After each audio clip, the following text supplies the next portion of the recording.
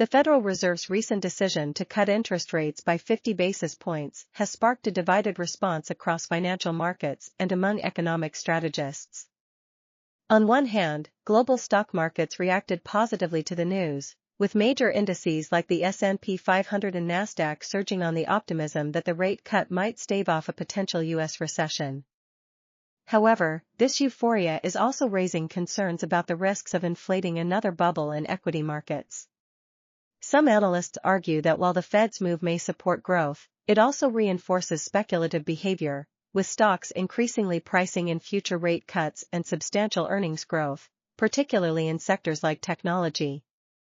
Our investors are being forced into chasing the rally, a situation that comes with heightened bubble risks. The current exuberance could lead to an overheated market. It might be worthwhile to look at bonds and gold as hedges against either a possible recession or renewed inflation.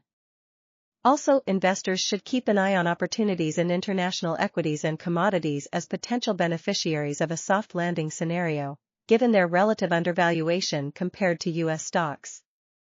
There is still some skepticism about the impact of rate cut on the broader economy. The Fed's decision to cut rates may seem delayed action on inflation. It means that it may also be too slow to counteract the looming economic slowdown. The rate cut can be seen as a mere acknowledgement that monetary policy has been overly tight, but insufficient to avoid a recession. While the cut provides some temporary relief, the effects of the aggressive tightening in 2022 and 2023 still linger, casting a shadow over the economic outlook.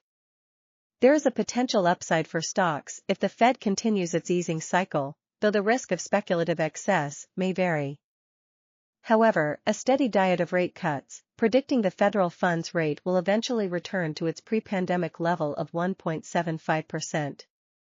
For investors, a position in rate-sensitive assets like long-dated Treasury bonds could deliver equity-like returns as rates decline further. The high valuations on tech stocks may limit their upside even in a lower-rate environment. In summary, while the Fed's rate cut has been welcomed by stock markets, it has also raised concerns about economic imbalances and the potential for bubbles. Some view the cut as a necessary step towards a soft landing, while others warn it might not be enough to avert a recession. In this uncertain environment, bonds, gold, and select defensive stocks are being promoted as safer bets, as investors brace for continued monetary easing and the associated market volatility.